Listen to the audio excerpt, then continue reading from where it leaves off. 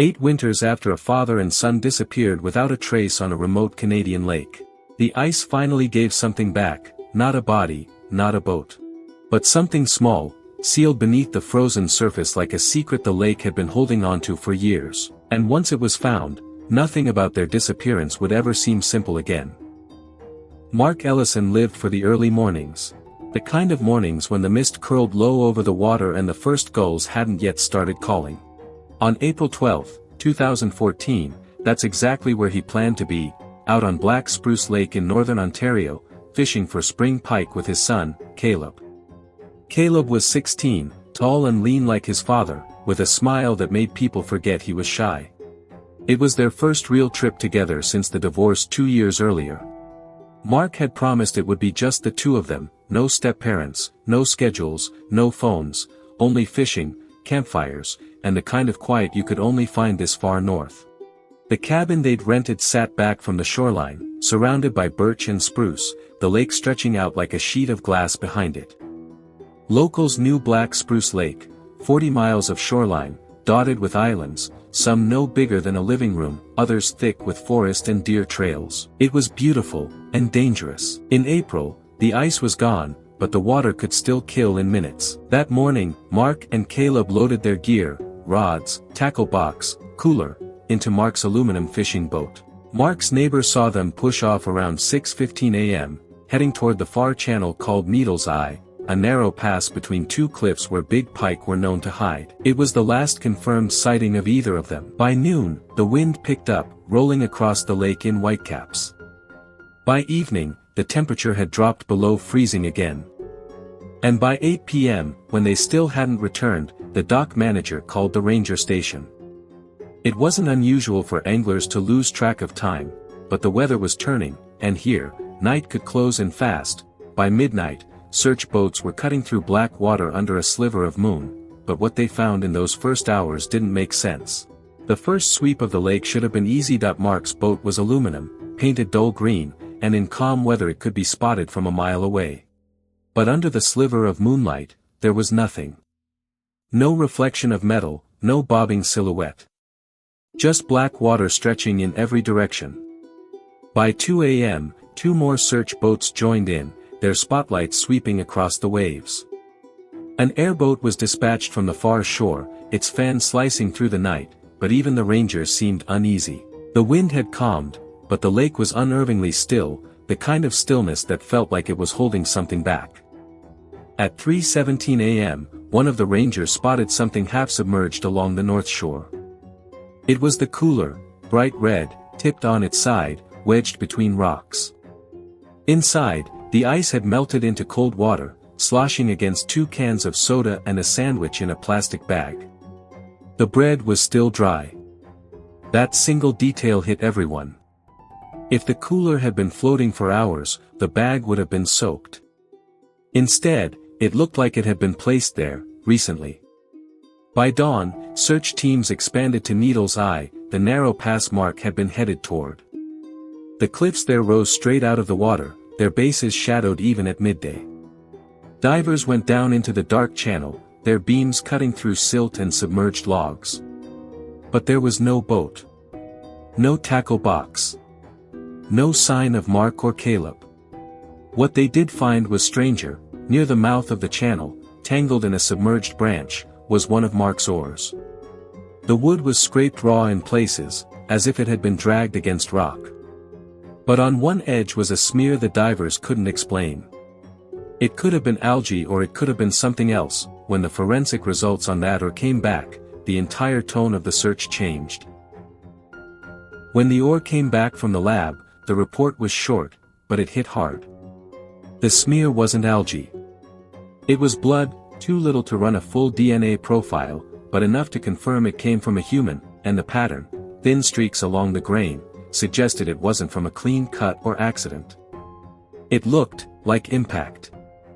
As if the oar had been swung.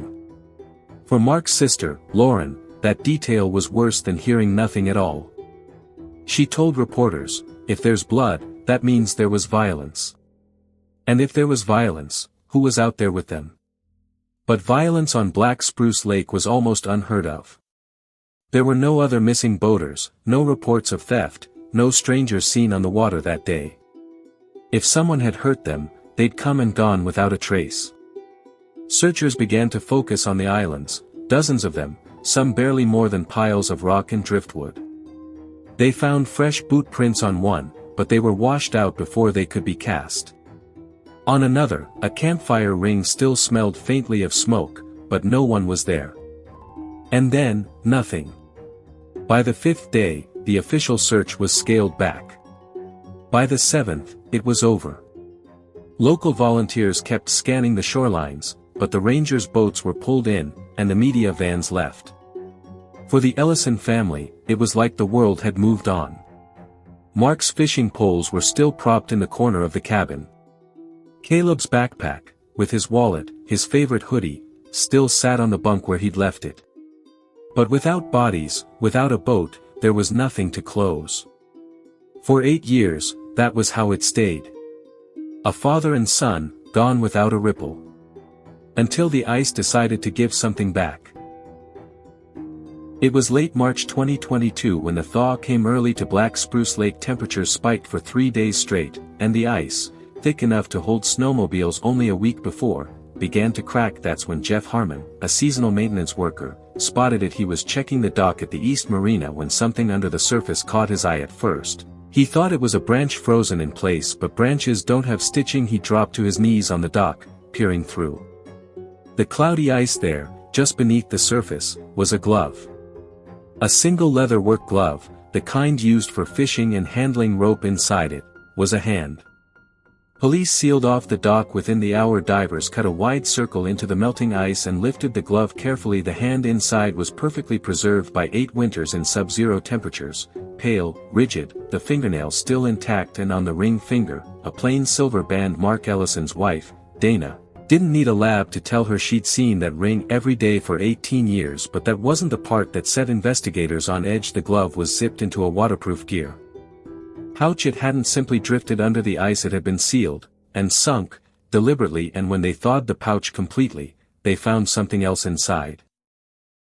When the waterproof pouch was finally thawed at the Provincial Forensics Lab in Thunder Bay, the technicians expected nothing more than the glove and the hand inside it. Instead, a folded sheet of heavy paper slid out, stiff, waterlogged, but still legible. It was a hand-drawn map, not of Black Spruce Lake itself, but of a series of smaller lakes to the north. Red XS marked 2 spots on one shoreline, and in the bottom corner, in faded ink, were the initials M.E. Mark Ellison's handwriting was confirmed by his sister within hours, but the map raised more questions than it answered. If Mark had drawn it, why hadn't he shown it to anyone?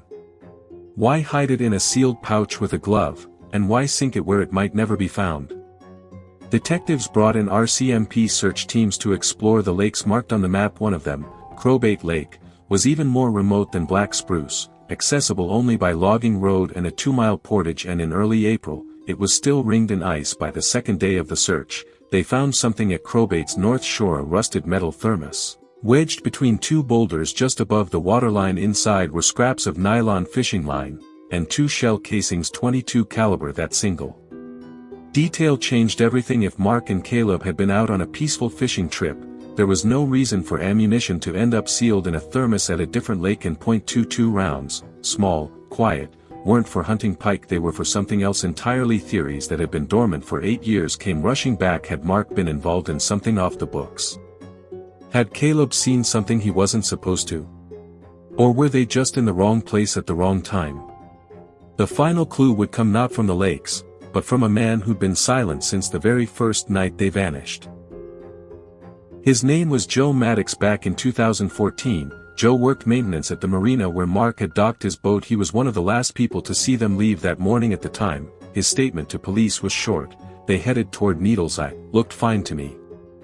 And for 8 years, he'd stuck to that story. But when RCMP investigators showed him the photograph of the map from the pouch, something shifted. Joe hesitated, rubbed his jaw, then asked if anyone else had seen it. When they said no, he finally exhaled. "All right. I didn't tell you everything back then." Joe claimed that 2 nights before Mark and Caleb disappeared, he'd overheard Mark on the dock, talking to someone in a low voice. The conversation was short, but one phrase stuck with him. "Meet you at Crowbait, bring the rest in cash. Joe didn't know what the rest meant. But he remembered the other man, tall, wiry, wearing a camo jacket with the hood up. He'd never seen his face clearly, and after the disappearance, he convinced himself it was just fishing talk now. With the glove, the map, the thermos, and the casings, it didn't feel like that anymore. Police tried to trace the mystery man. The marina's guest log for that week was incomplete, pages missing, possibly torn out. Locals muttered about outsiders using the lake for things other than fishing. Some hinted at cross-border smuggling through the labyrinth of lakes and portages leading into Manitoba. In late summer 2022, divers returned to Black Spruce Lake with a new target zone. An underwater trench a quarter-mile from where the pouch was found. Sonar picked up a dense metallic shape. Buried under silt. It took hours of careful excavation, but by nightfall, they pulled up the twisted remains of Mark's aluminum boat. The hull was dented in several places, and in the stern, lodged deep in the metal, was a single .22 round. It was impossible to say whether the shot came before or after the boat went under. But it confirmed one thing: this wasn't an accident. Caleb's body was never found. Mark's, either, just the glove, the ring, the map. And the one bullet still cradled in the boat's stern, like the lake had been keeping its own record all these years. Dana Ellison keeps the ring now, in a box with Caleb's unopened wallet and the photo from their last Christmas together. She says she wears it sometimes, just to remember. The RCMP case file remains open, labeled Suspicious Disappearance, but around Black Spruce Lake, people don't call it that. They call it the meeting that never should have happened. 8 years of silence. A glove in the ice. A map to nowhere. And a bullet that still whispers in the dark water.